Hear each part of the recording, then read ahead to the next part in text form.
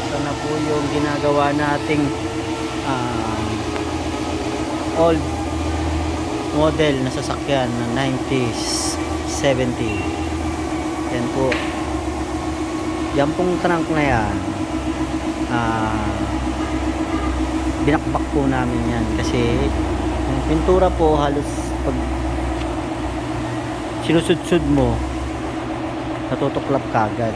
So may kami kasi dahil po sa kakapalan ng masilya, kaya po naglobohan at hindi po maganda yung pagkaka-prepare. Kaya ang ginawa po natin dyan ay in-script po natin. Kung napapansin nyo po itong masilya na ito, yan, at saka yung masilya na ito, tatanggalin din po natin yan. Kasi yan po yung mga dati pang nag-prepare.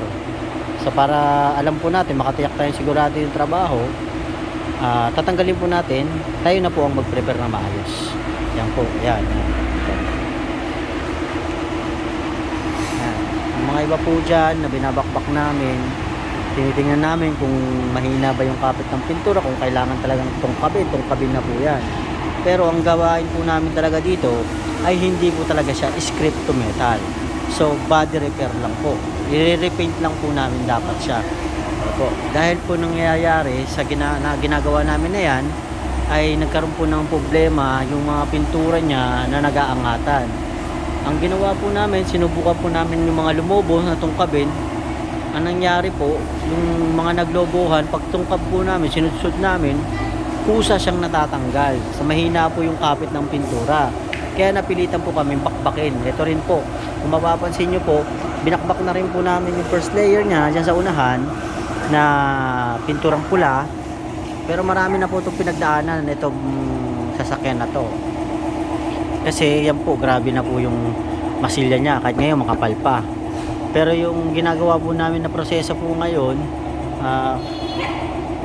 sinusubukan po namin palabasin yung lata. Kasi para nakakatiyak po kami na hindi na po magkaroon ng bubbles o lobo doon sa pinturang nire-repair po namin. Kaya ito po, yan po yung sasakyan na ginagawa namin. Ito po yun. Yan. Mapapansin nyo po, ito po, yan. Katulad po nito, yan. Ito po, yan. Na binabakbak po namin yan kasi titingnan po namin kung mahina yung pintura. Ibig sabihin po, pag sinudsud namin ng ganyan at matigas, ibig sabihin nakakapit po ng maayos yan. Pero pagka yung pinuklap namin ng ganyan at umaangat siya, natutungkap, mahina po yung kapit ng pintura, kailangan pong bakbakin yun. Yan, katulad po yan. Tutunugan po, yan, nakikita nyo? Ibig sabihin po, mahina po yung kapit ng pintura, kailangan pong bakbakin. Hindi po pwedeng hindi bakbakin kasi kahit repair po natin yan, may possible pa rin pong lumobo kung papatungan na po natin, dahil yung original na pag-prepare dati is yung po yung walang kapit. Kahit po maganda yung prepare mo sa ibabaw at kung yung preparasyon mo naman maayos din, ganun pa rin po ang suma dahil hindi yung po binakbak yung dating preparasyon.